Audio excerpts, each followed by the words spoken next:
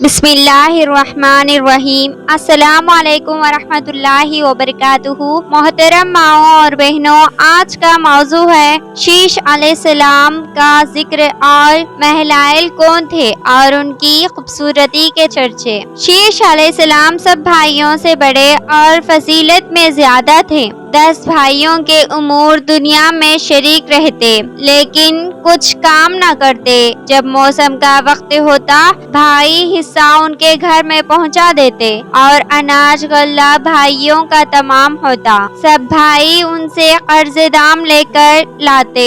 ایک سال بھائیوں نے ان سے یہ صلح کی کہ اس سال کا غلہ ان کو ہم نہ دیں گے اور ہم ان کا قرض کیوں کر دیں؟ کسی کام میں ہمارے ساتھ وہ شریک نہیں ہوتے، بیٹھے بیٹھے حصہ ہم سے مفت لیتے ہیں۔ اسی سال حق تعالی شانہ نے ان کو پیغمبری اور کتاب عنایت کی تاکہ وہ اپنے قوم کو شریعت سکھاوے اور دین و ایمان کی راہ بتاوے۔ اس کے بعد سب بھائی ان سے راضی ہوئے اور ان پر ایمان لائے اور ہر سال ان کو قسمت عشر دیتے، اس سے عیال و اطفال کا اپنی نفقہ کرتے۔ چند روز کے بعد ایک بیٹا پیدا ہوا، نام اس کا نوش تھا۔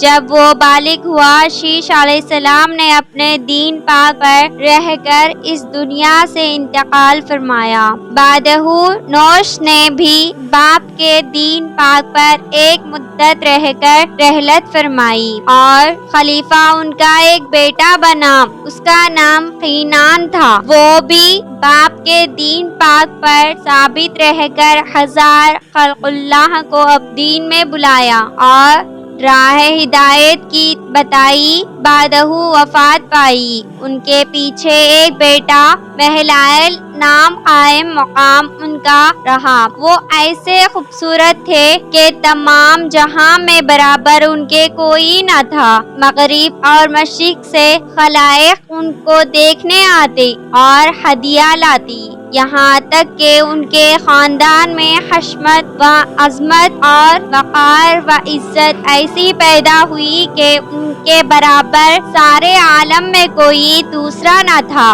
اور ان سے فرزند بہت پیدا ہوئے۔ آخر وہ اپنے دین پاک پر گزر گئے اور ان کا ایک بیٹا عزت نام سب سے بزرگ تھا۔ بعضوں نے کہا ہے کہ نام ان کا اویس تھا۔ محلائل نے جب دنیا سے رحلت فرمائی، خلائق اطراف سے ان کی زیارت کو آتی اور تحفہ بہت سے لاتی۔ جب ان کی ملاقات نہ ہوتی تو مایوس ہو کر چلی جاتی۔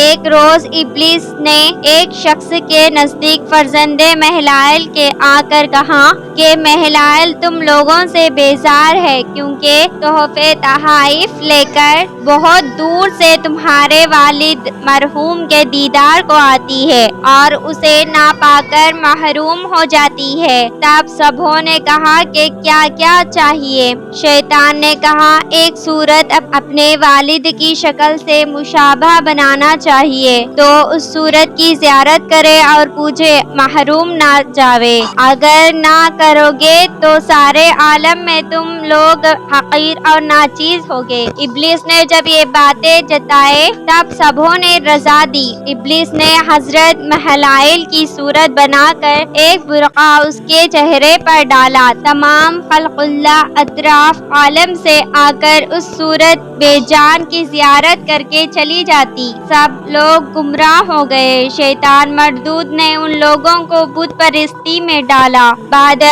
دوسری ایک قوم بزرگ کو جا کر فریب دے کر کہا کہ تمہارے باپ دادا کے صورت محلائل کو پوجا، تمہیں بھی لازم ہے کہ اس صورت کی پرستش کرو۔ روح محلائل کی تم سے خوش رہے اور تم کو دولت زیادہ حاصل ہو۔ بس وہ لوگ بھی اس صورت کو پوجنے لگے۔ رفتہ رفتہ تمام عالم میں بت پرستی پھیل گئی۔ بعد اس قوم میں ایک لڑکا پیدا ہوا، اس کا نام اخنوخ تھا، جسے ادریس علیہ السلام پیغمبر کہتے ہیں۔ آگے ہم ادریس علیہ السلام کا واقعہ سنیں گے۔ ایسی ہی واقعات کے لیے شبانہ مدنی اسلامک چینل کو لائک، شیئر، سبسکرائب ضرور کریں۔